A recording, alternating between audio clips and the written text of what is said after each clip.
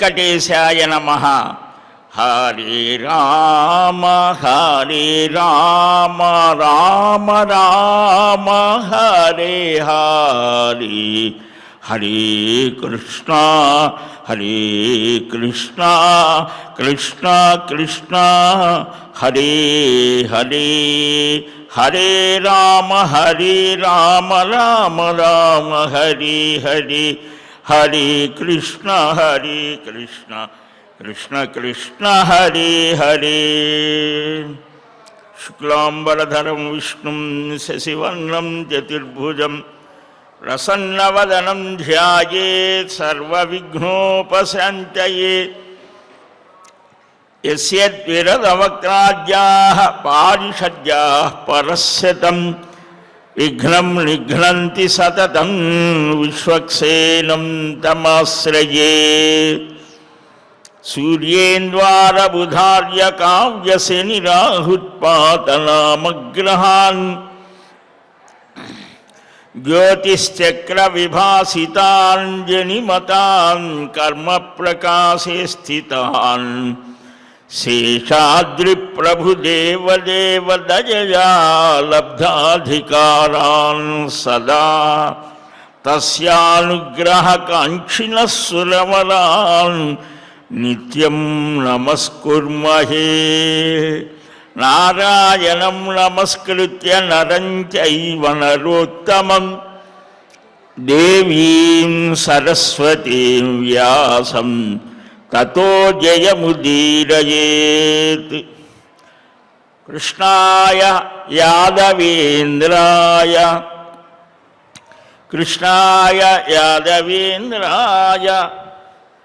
దేవకీ నందనాయ చ హరయే పరమాత్మనే నందగోపకుమారాయ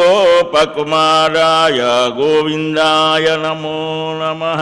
ప్రణతక్లేశనాశాయ గోవిందాయ నమో నమః. శ్రీలక్ష్మీవల్లభారంభాం విఖనో మునిమధ్యమాం అస్మదాచార్యపర్యంతాం వందే గురుపరంపరాం.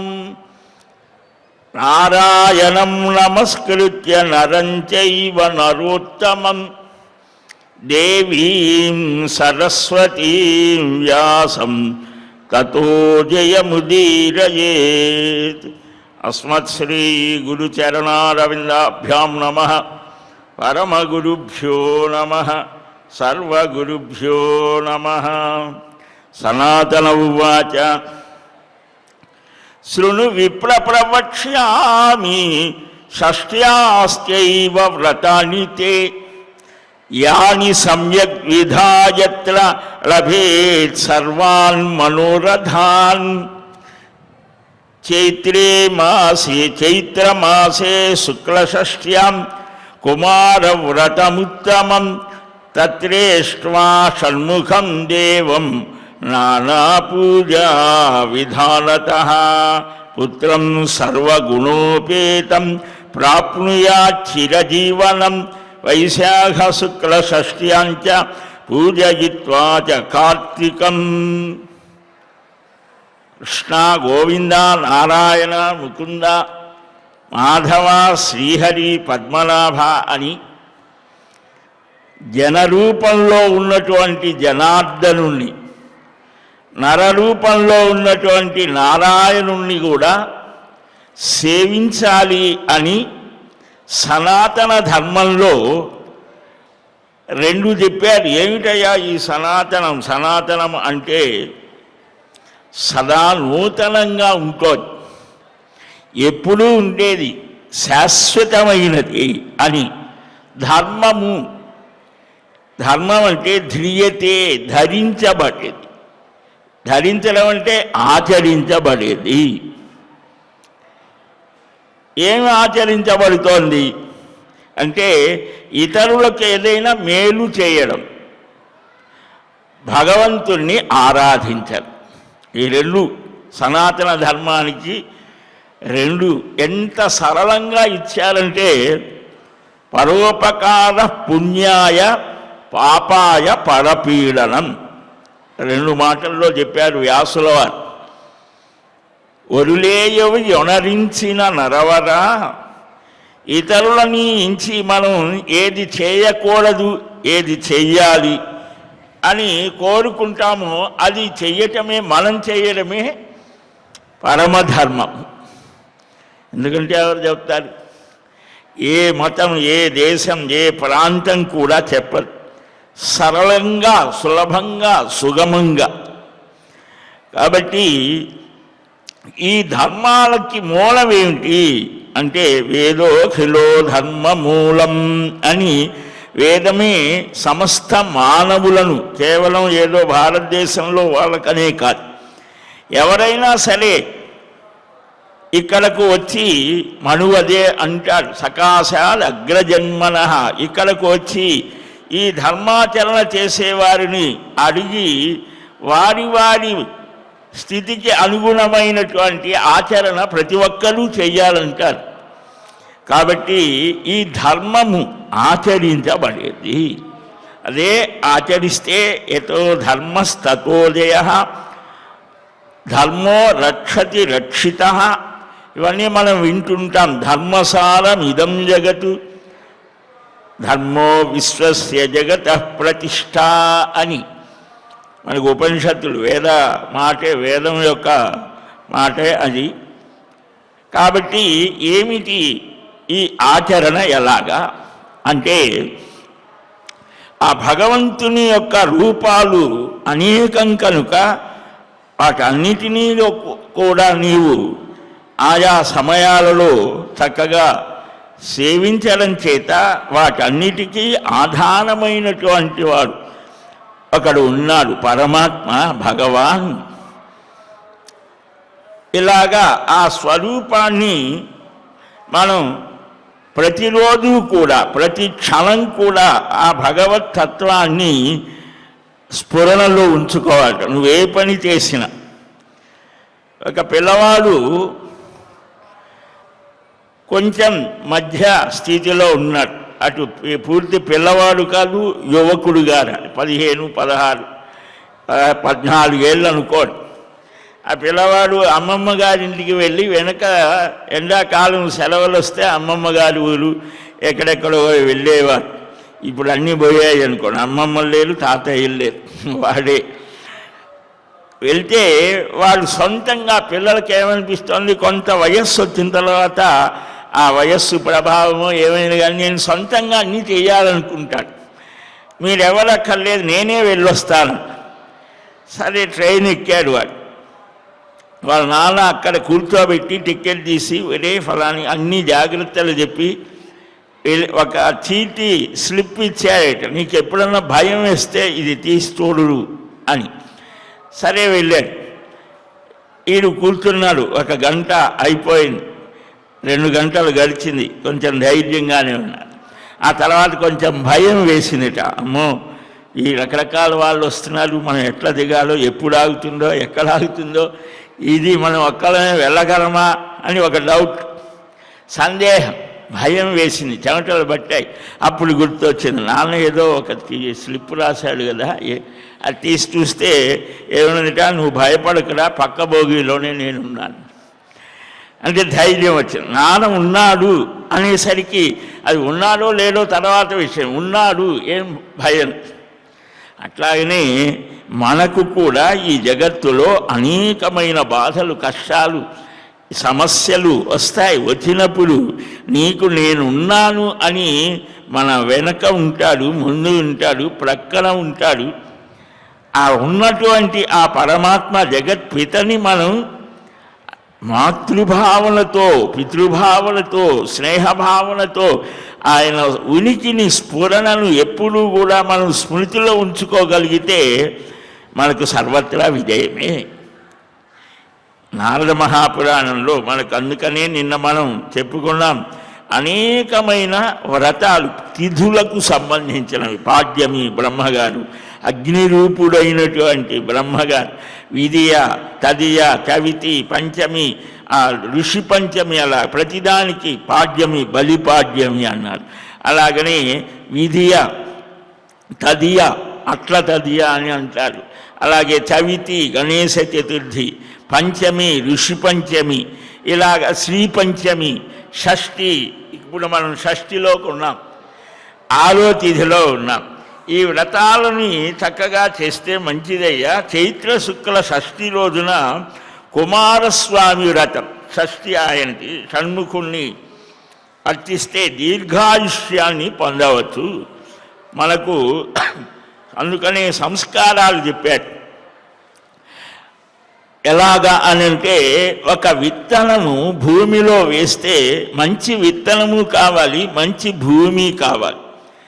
ఈ 2 విత్తనం వేసాం, మొలకొస్తోంది, సకాలంలో నీరు కూడా, వర్షమో లేకపోతే ఏదో ఒకటి ఉండాలి, దోహదం అంటారు. అప్పుడు అది మొక్కగా అది భూమిని పెకలించుకొని ఉద్భిద్యం అంటారు, పైకి వస్తుంది. పైకి వచ్చి మొక్కగా ఉన్నప్పుడు దానికి ఒక రక్షణ కావాలి, ఏదో ఒకటి పెడతారు. ఆ తర్వాత పెద్ద వృక్షం అయిందనుకోండి, ఏవి అక్కర్లా, అదే అన్నిటికీ ఒక స్థానాన్ని ఇస్తోంది, అన్నిటికీ ఆశ్రయం ఇస్తోంది. మనం కూడా అలాగ కావాలి. ఆ తల్లిదండ్రుల యొక్క ఆ తల్లి తండ్రి ఆధానం చేస్తారు. ఆ తల్లి క్షేత్రం లాంటిది అని, అవి పవిత్రంగా ఉండాలి. అందుకని మనకు వివాహం అయిన తర్వాత కొన్ని నియమాలు చెప్పారు, వివాహంలోనే వస్తాయి.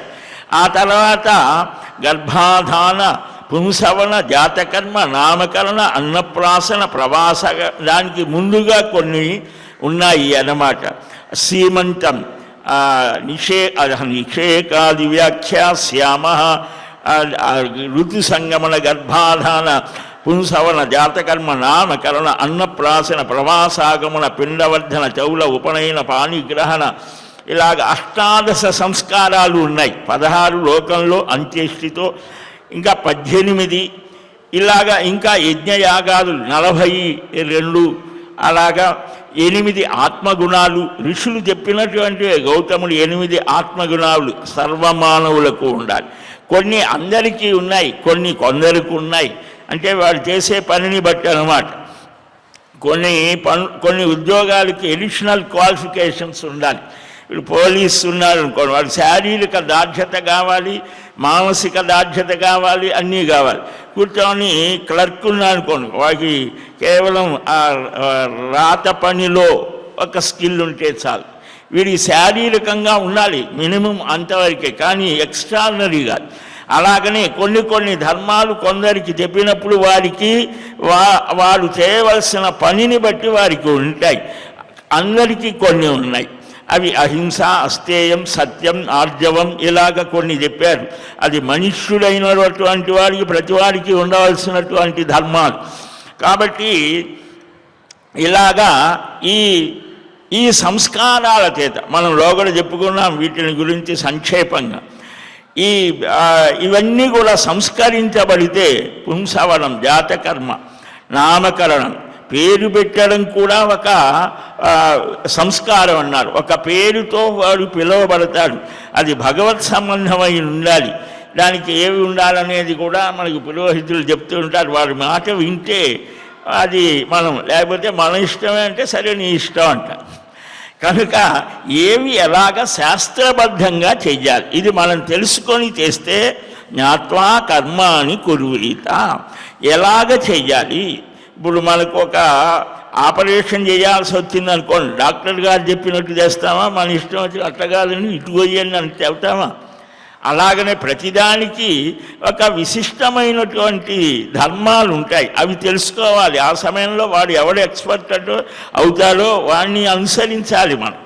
కాబట్టి ఈ జాతకర్మ, నామకరణం, అన్నప్రాసనం, అన్నాన్ని మొట్టమొదటిసారిగా పెట్టడం, భగవన్ నివేదితమైనటువంటిది, ఇలాగా అన్నీ చెప్పారు సంస్కారములు. ఇక్కడ ఎందుకయ్యా ఇదంతా అంటామేమో, కొన్ని మాసాలు అయిన తర్వాత అన్నప్రాసన ప్రవాసాగమనం అంటారు. 3 నెలలు అయిన తర్వాత మనకు కృష్ణ లీలల్లో భాగవతంలో వస్తుంది. శ్రీకృష్ణ స్వామికి చేసినవన్నీ కూడా మన కోసమే. ఆ ఊరి బయటకు గుహాలయం అంటారు. 15 అది ఆ రోజు ఎన్నో రోజునో నెల రోజులో ఏదో చేస్తారు. పూర్వం నడికట్లు కట్టేవాళ్ళు, కాబట్టి మళ్ళా డ్యూటీలో జాయిన్ అయినట్టుగా ఆడవాళ్లకు ఒక 15 నెల రోజుల్లో ఎప్పుడో ఒకసారి బావిలో చేద వేయటం అంటారు. అంటే మళ్ళీ ఛార్జ్ తీసుకున్నట్టు అన్నమాట. ఇప్పుడు మనకు చాలా రెస్ట్ కావాలి, దానికి ఏవేవో కావాలి, అన్నీ చాలా ఇబ్బంది పెట్టడమే స్త్రీలను. ఆపరేషన్, పిల్లలు పుట్టడం అనేటువంటి సహజంగా వదిలేశాం. సహజ సిద్ధమైనటువంటి జననం కాదు, సహజమైన మరణం కాదు, సహజమైన జీవనం కాదు. అసహజమైన స్థితిలో మనం బ్రతుకుతూ ఉన్నాం. అసత్యమైనటువంటిది అంతా కల్తీతో జీవిస్తున్నాం కాబట్టి అన్ని కల్తీనే అయిపోయినాయి. దాన్ని సాధ్యమైనంత వరకు మనం వదిలించుకునే ప్రయత్నం చేయాలి. సరే, ఆ గుహుడు అనంటే ఈ కుమారస్వామి గ్రామానికి బయటగా ఉండాలి అని అక్కడికి వెళ్ళి, అంటే సూర్య దర్శనం చేయడము. అలాగా ఈ కార్తికేయుణ్ణి పూజిస్తే షణ్ముఖుడు అని ఆయన ద్వారా మనం దీర్ఘాయుర్దాయాన్ని పొందవచ్చు. అలాగనే చైత్ర శుక్ల షష్ఠి, వైశాఖ శుక్ల షష్ఠి మాతృ సౌఖ్యం కలుగుతుందట. జ్యేష్ఠ శుక్ల షష్ఠి అంటే తల్లిదండ్రులు పెంచితే ఆ పిల్లవాడికి కొంతైనా ఒక సంస్కారం ఉంటుంది. తల్లి తండ్రి పెంపకం లేకపోతే ఆ పిల్లల యొక్క స్థితి చాలా విచిత్రంగా ఉంటుంది. పెద్ద పెద్ద సమాజాన్ని ప్రభావితం చేసినటువంటి వారికి వారి జీవిత చరిత్రలు చూస్తే ఆధునిక కాలంలో వారికి తల్లిదండ్రుల యొక్క ముద్దు మురిపాలు అందలేదు. భార్యాభర్తల సంబంధాలు సరిగ్గా లేవు. దానివల్ల ఏమైంది, విపరీతమైన జ్ఞానం కలిగి సమాజాన్ని కూడా తప్పుదోవ పట్టించినటువంటి స్థితులు ఉన్నాయి. అంటే ఏమవుతుంది, తల్లిదండ్రుల ప్రేమ, ఆ భార్యాభర్తల మధ్య ఉండవలసినటువంటి స్థితి, కుటుంబ సౌఖ్యం లేకపోతే మనుషులు గాడి తప్పుతాడు. వారి ఆలోచనలు చాలా చిత్రంగా వెళ్ళిపోతాయి. కాబట్టి మనకు ఋషులు వ్యక్తిగత సంస్కారానికి ఎంతో ప్రాధాన్యతను ఇచ్చారు. వ్యక్తిని సంస్కరిస్తే సమాజం అంతా చక్కగా ఉంటుంది. అందుకని ఇక్కడ జ్యేష్ఠ శుక్ల షష్ఠి రోజున సూర్యానుగ్రహాన్ని పొందమన్నాడు. ఆషాఢ శుక్ల షష్ఠి రోజున అప్పుడు కూడా సూర్యారాధన చేయమన్నాడు. ఆషాఢ శుక్ల షష్ఠి రోజున స్కందవ్రతం కూడా ఉన్నది. ఆ పార్వతీ పరమేశ్వరుల యొక్క ప్రియమైన కుమారుడు కుమారస్వామిని పూజించి పుత్రపౌత్రాది సంతతిని సకలాభీష్టాలని పొందవచ్చన్నాడు. శ్రావణ శుక్ల షష్ఠి రోజున ఆ రోజు కూడా స్కందుడే. అలాగనే నిన్న మనం చెప్పుకున్నాం, శ్రావణ పంచమి రోజున ద్వారబంధానికి అటు ఇటు కూడా వాసుకి వారి బొమ్మలు వేసి కూడా పూజ చేయటం. గోమయంతో సర్పాలను శ్రావణ శుక్ల పంచమి రోజున ద్వారానికి అటు ఇటు గోమయంతో సర్పాలను లిఖించి గంధాదులతో పూజించి శచీదేవిని ఆరాధించాలి అని. ఇలాగా సర్ప పూజ, ఈ నమో అస్తు సర్పేభ్య అని సర్ప ఇది కూడా చేయడం మనకు అనాదిగా ఉన్నటువంటిది. కాబట్టి ఆ స్కందులు ఇవన్నీ కూడా మనకు ఆరోగ్య సమస్యలను పోగొట్టేటువంటివి. అలాగనే మనకున్నటువంటి ఆటంకాల్ని కూడా ఆ స్వరూపాలు సంతాన సంబంధమైనటువంటి స్థితిని కూడా కలిగిస్తాయి. పుత్రపౌత్రాది సంతతిని సకలాభీష్టాలని కలిగిస్తుంది.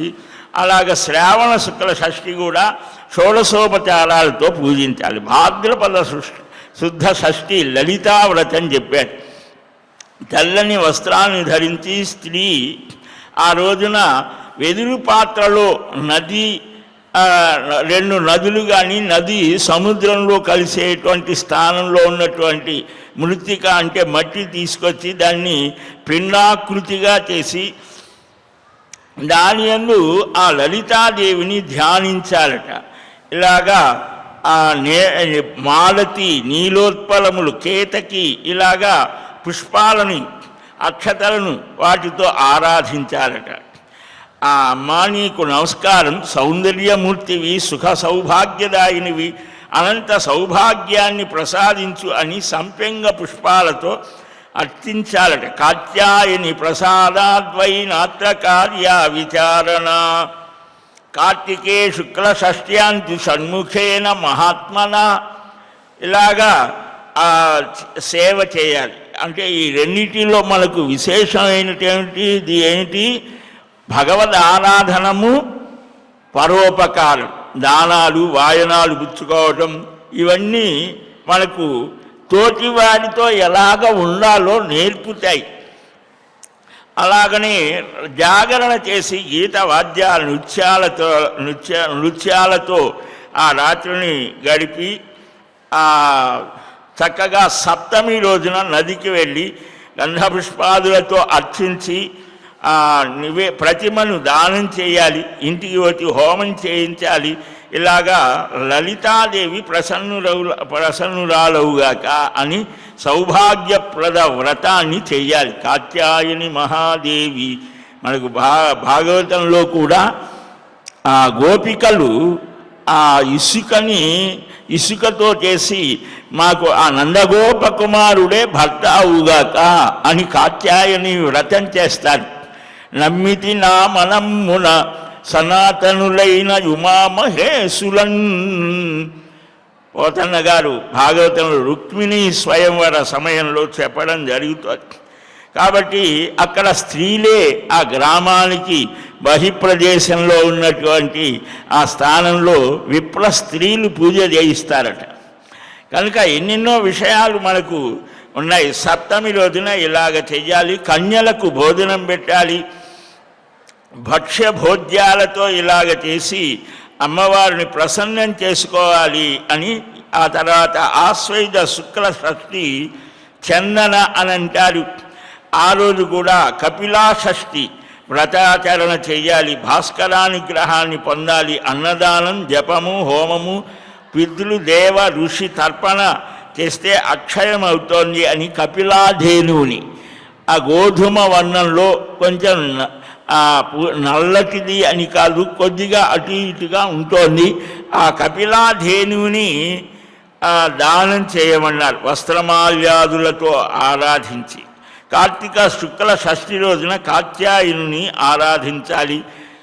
అంటే ఇసుకతో తయారు చేసి, అదే మనకు తెలంగాణ ప్రాంతంలో బ్రతుకమ్మ అనన్న పుష్పాలతో చేస్తారు.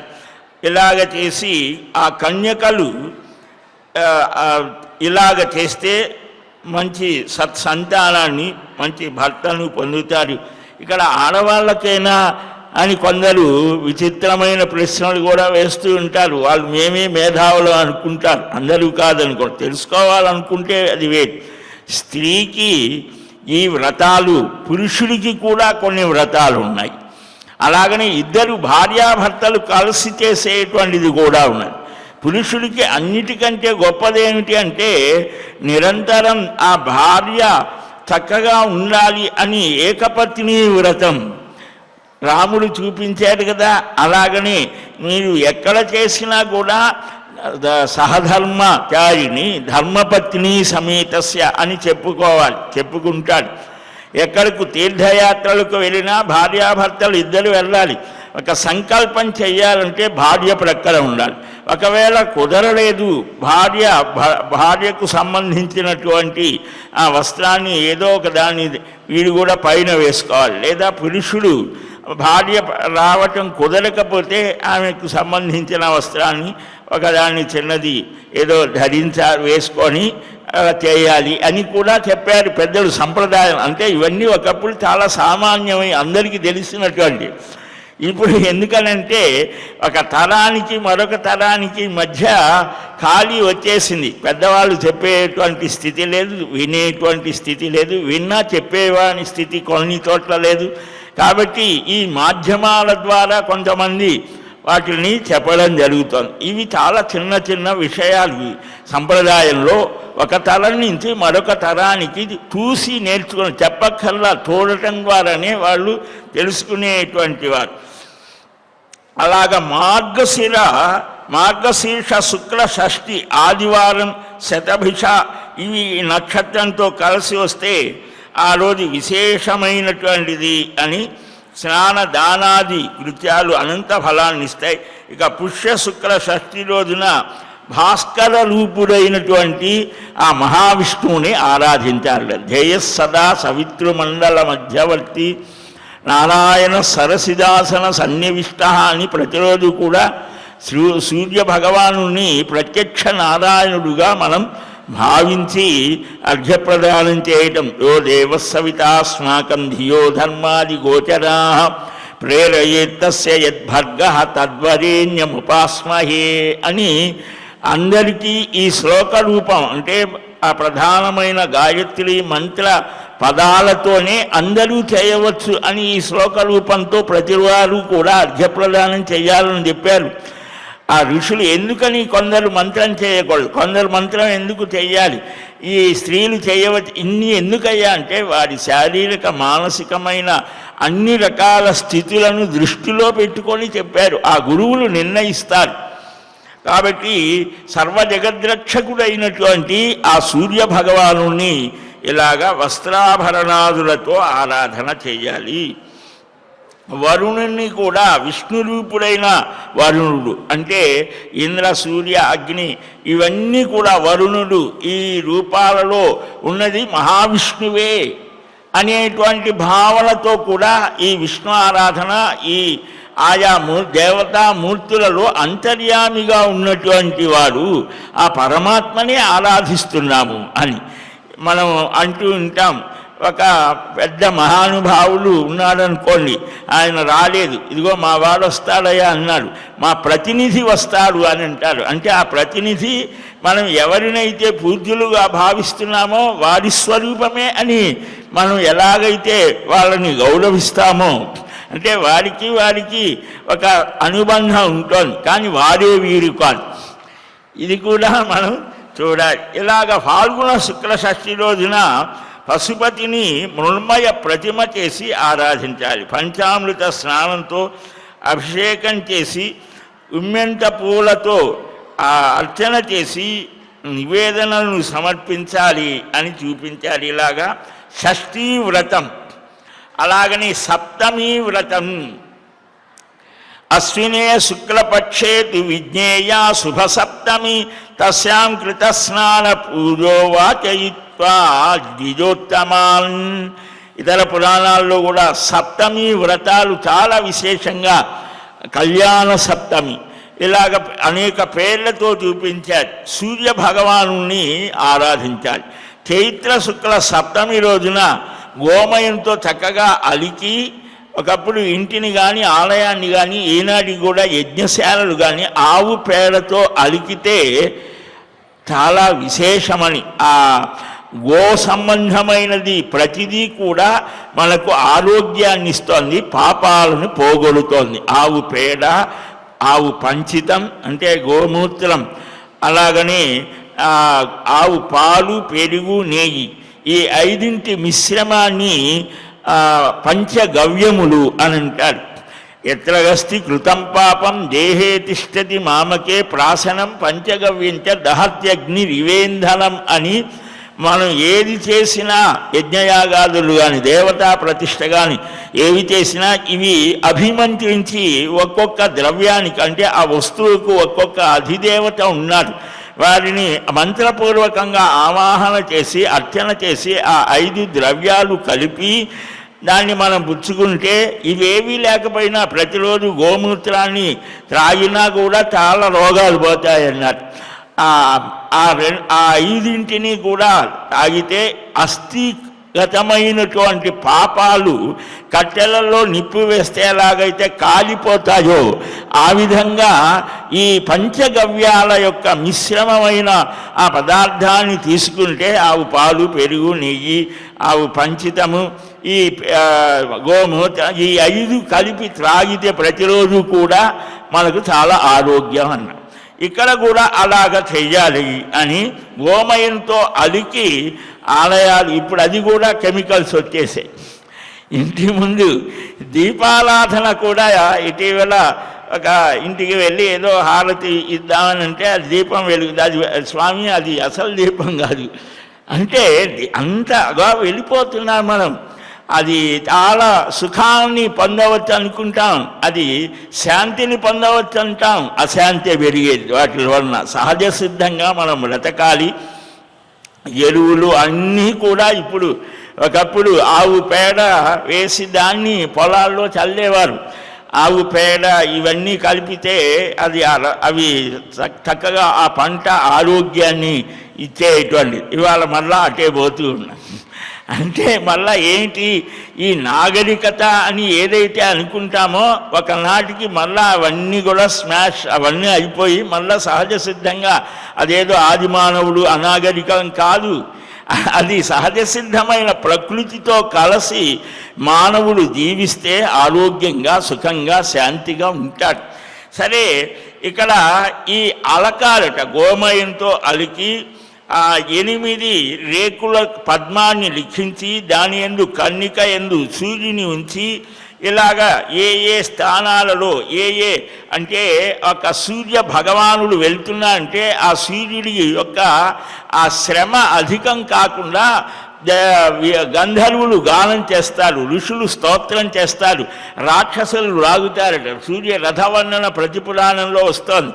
ఏ ఋతువులలో ఏ సూర్యుడు ఉన్నాడు, ద్వాదశాదిత్యులు ఉన్నారు కదా, ఆ ద్వాదశాదిత్యులు ఏ విధంగా ఉంటారు, ఆ వాలకిల్యాది గణాలు స్తోత్రం చేస్తారు.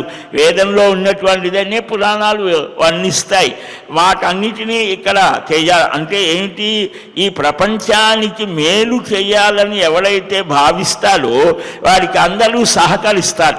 అందుకనే హనుమంతుడు గురువుగారు సూర్య భగవానుడు ఆయన యాజ్ఞవల్క్యుడికి వాజసనేయ సంహిత ఇచ్చాడు. శుక్ల యజుర్వేదాన్ని ఇచ్చింది సూర్య భగవానుడే. ఆయన దగ్గర అధ్యయనం చేద్దామంటే నేనెక్కడయ్యా, రోజు తిరుగుతుంటాను కదా అటు నుంచి ఇటు అని అంటే, సరే నువ్వు ఎటైనా వెళ్ళు, నువ్వు ఎక్కడ ఉంటే అటు నీ దగ్గరగా నా ముఖం ఉంటుంది చెప్పమన్నాడు. అటొక్క కాలు ఇటొక్క కాలు వేసి వెళ్తూ ఉంటే ఆ సూర్యుడి దగ్గర 4 వేదాలు శాస్త్రాలు అన్నీ అధ్యయనం చేశాడు. సూర్య శిష్యాయ నమః అంటాం. అందువలనే సూర్యాయ మహేంద్రాయ పవనాయ స్వయంభువే భూతేభ్యశ్చాంజలిం కృత్వా చకార గమనే మతిమని ఆ ఆంజనేయ స్వామి సీతాన్వేషణ చేయటానికి వెళ్ళేటప్పుడు కూడా మొట్టమొదటిగా గురువుని స్మరించారు. మొట్టమొదటిగా గురువు గారిని మనం స్మరించుకోవాలి. ఎంతటి గొప్ప స్థానానికి వెళ్ళినా తల్లిని తండ్రిని, మనం పుట్టినటువంటి గ్రామాన్ని, మనకు చదువు చెప్పిన గురువులని, అక్షరాభ్యాసం దగ్గర నుంచి ఆత్మతత్వం వరకు చెప్పిన వారిని అందరినీ కూడా మనం స్మరించుకోవాలి, ప్రతిరోజు గుర్తుంచుకోవాలి, వారిని గౌరవించాలి. అప్పుడే మనం ఉన్నతమైన స్థానానికి వెళ్తాం. ఎంత ఉన్నత స్థానానికి వెళ్ళినా వీరిని మర్చిపోతే మళ్ళీ అక్కడికే వచ్చి పడిపోతాం, కిందకి వచ్చి పడిపోతాం. కాబట్టి ఇలాగా ఆయా స్థానాలలో రాక్షసద్వయం గంధర్వులు వీరినందరినీ కూడా అన్ని దిక్కులలో ఆవాహన చేసి ఋషులను ఇలాగ ఉంచి ధూపదీపాదులతో అర్చించాలి. 108 సార్లు హోమం చేయాలి, ఇలాగా దానం చేయాలి. ఇవి చేస్తే సర్వసౌఖ్యాలు పొందుతాడు. దేహాంతంలో సూర్యమండలాన్ని ఛేదించి పరమపదం చేరుతారని. 2 సూర్యమండలాన్ని ఛేదిస్తారు అని చెప్పారు పెద్దలు. ద్వావిమౌ 2 ఎవరయ్యా అంటే వెన్నిచ్చి యుద్ధరంగంలో పారిపోకుండా ఉండేటువంటి ఒక వీరుడు సూర్యమండలాన్ని ఛేదిస్తారు. లేకపోతే ఆయా స్థానాలు వీరు దాటలేడు, అధిగమించలేడు. 2 యోగి అయినటువంటి వాడు సూర్యమండలాన్ని ఛేదించగలడన్న, దాటి వెళ్ళగలడు. మనం చెప్పుకున్నాం సుఖ చరిత్రలో. కాబట్టి దాన్ని ఛేదించి పరమపదాన్ని వాడు పొందుతాడు. ఇక వైశాఖ శుక్ల సప్తమి జన్హు మహర్షి ఆ భగీరథులు తపస్సు చేసి గంగను దింపి తీసుకొని వెళ్తూ ఉంటే ఈ గంగ ఉడవడిగా జన్హు మహర్షి అనేటువంటి ఆయన ఉన్నాడు. ఆ జన్హు మహర్షి యజ్ఞం చేస్తూ ఉంటే ఆ యజ్ఞవాటికను ముంచివేసింది. ఆయన కోపం వచ్చేసింది. ఆ వచ్చే ప్రవాహాన్ని మొత్తం త్రాగివేశాడు. త్రాగివేస్తే మళ్ళా వెళ్ళి ప్రార్థించారు. ప్రార్థిస్తే ఇవన్నీ మనకు కొంచెం సందేహాస్పదం అనిపిస్తుంటాయి. ఎందుకని మనం ఆహారమే సరిగ్గా సరైనది కాదు కాబట్టి ఆలోచనలు కూడా మారిపోతూ ఉంటాయి. ఇది జరుగుతుందా? అగస్త్యుడు కూడా ఒక గుక్కలో త్రాగివేశాయట సముద్ర జలాలని మొత్తాన్ని. అంటే వారి శక్తి సామర్థ్యాలు అలాంటివి. నేను చాలా చిన్న వయస్సులో 7 బండ్ల మీద, ఈ ఎద్దుల బండ్ల మీద మనుషులు కూర్చుంటే ఒక వ్యక్తి, మామూలు వ్యక్తి 7 బండ్ల మీద మనుషులు కూర్చున్నటువంటి బండిని ఒక్కడే లాగేశాడు. ఇది మనం ఇప్పుడు నమ్మరు. అంటే మనకు తెలిసినటువంటి ఈ కొద్ది కాలంలోనే జరిగినటువంటివి. అంటే వాడికి ఏదో అది ఏమిటి అనేది మనకు తెలియదు, జరిగింది. అంటే మన కళ్ళ ముందు జరిగిన, అంటే మనకే ఇలాంటి స్థితులు ఉంటే వారు ఎంత చేయగలరు అంటే చాలా విశేషంగా మహాభారతంలో అయితే ఆ భీముడు ఆ ఏనుగుని పైకి ఎగరవేస్తే అది అంతరిక్ష స్థానం కూడా దాటిపోయింది. ఏమిటయ్యా ఇలాగ చేశావు అని ఆయన చెప్తే జనమే దేవుడికే సందేహం వస్తుంది, ఇది నిజమా ఏదో అంటే. అప్పుడు దాన్ని రుజువు చేయటానికి వేదవ్యాసుల వారే వచ్చారట. దాన్ని ఇంకా ఏదో చేయటానికి ఆ మరణించినటువంటి తన్నిని కూడా చూపించడం జరుగుతోంది అని మనకు ఆశ్రమవాస పర్వంలో వస్తుంది. అంటే మానవుని యొక్క మనస్సు సందేహాస్పదంగా ఉంటుంది. దాన్ని మనం ఆ సందేహాన్ని తొలగించుకోవాలి, శ్రద్ధతో చెయ్యాలి అనేటువంటిది. ఇక్కడ ఇలాగా ఈ జాహ్నవి అని జన్హు మహర్షి మళ్ళా ప్రార్థిస్తే కుడి చెవు నుంచి ఆ గంగని వదిలివేశారట. అందుకనే బ్రాహ్మణులు కర్మ చేసేటప్పుడు వారికి ఏదైనా సరే ఒక స్థితి వస్తే దక్షిణ కన్నాన్ని స్పృశిస్తారు. అది పవిత్రం, గంగ లాంటిది. అందుకని ఆ చెవి దగ్గినా ఇంకేదైనా చేసినా ఇలాగా స్పృశించడం జరుగుతోంది. ఆ వైశాఖ శుక్ల సప్తమి రోజున గంగ ఇలాగ జన్హు మహర్షి చెవి నుంచి బయటికి వచ్చింది కాబట్టి ఆ రోజు గంగ పూజ చేయాలి అని జాహ్నవి అని అన్నారు. అందుకని ఆ రోజున గంగా ఆరాధన చేసి 1000 కుండలతో ఉన్నటువంటి గంగని దానం చేస్తే విశేషం అన్నారు. ఆ తర్వాత సూర్యుడికి నమస్కారం చేయాలి. పద్మహస్తునకు ప్రభాకరునకు నమస్కారం అని స్వర్ణ కమలంతో కూడిన కపిల గోవుని దానం చేయాలి. ఆ తర్వాత ఈ వేప ఆకులతో పూజించాలట. ఖగోల్ఖాయ అనే మంత్రం చేత ఆ వేప ఆకుని భుజించాలి. వేప ఆకుని మనం తింటే కూడా చాలా ఆరోగ్యం. ఎలాగా ఓంకారంతో చేర్చి చేయాలి.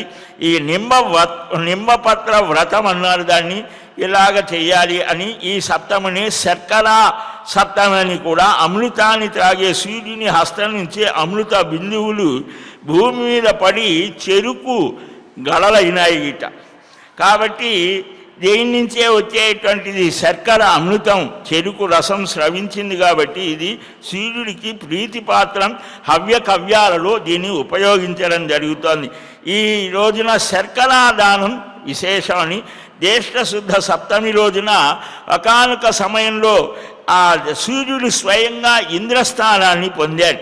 ఇంద్రుని పూజించి ఇంద్రియ నిగ్రహంతో ఉపవసిస్తే ఆయన అనుగ్రహం కలుగుతుందన్నారు.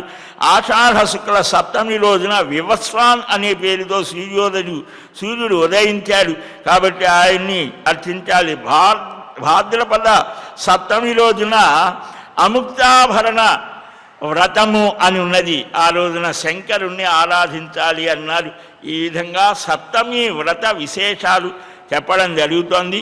మిగిలినటువంటి తిథులలో ఏ విధంగా మనం నడవాలనేటువంటివి క్రమంగా తెలుసుకొని యథాశక్తిగా మనకు ఉన్నటువంటి దాన్ని బట్టి అనుసరించాలి అని, అలాంటి భక్తిని, శక్తిని, ఆసక్తిని, అనురక్తిని ఆ శ్రేయస్పతి సర్వమానవులకు అనుగ్రహించాలని వేడుకుందాం. శ్రీకృష్ణ గోవింద హరే మురారే, హే నాథ నారాయణ వాసుదేవ, గోవింద జయ జయ గోపాల జయ జయ, రాధారమణ హరి గోవింద జయ జయ. హరే రామ రామ రామ హరే హరే, హరే కృష్ణ కృష్ణ కృష్ణ హరే హరే. స్వస్తి ప్రజాభ్యః పరిపాలయంతాం న్యాయ్యేన మార్గేణ మహీమహీషాః. గోబ్రాహ్మణేభ్యः శుభమస్తు నిత్యం. లోకాः సమస్తాः సుఖినో భవంతు. శ్రేయఃకాంతాయ కళ్యాణనిధయే నిధయేర్థినాం శ్రీవేంకటనివాసాయ శ్రీనివాసాయ మంగళం. బలం విష్ణోః ప్రవర్ధతాం. సర్వం శ్రీకృష్ణార్పణమస్తు. వాసుదేవ నారాయణ ముకుంద మాధవ శ్రీహరి గోవింద. ఏడుకొండలవాడ వెంకటరమణ గోవింద గోవింద గోవింద గోవింద.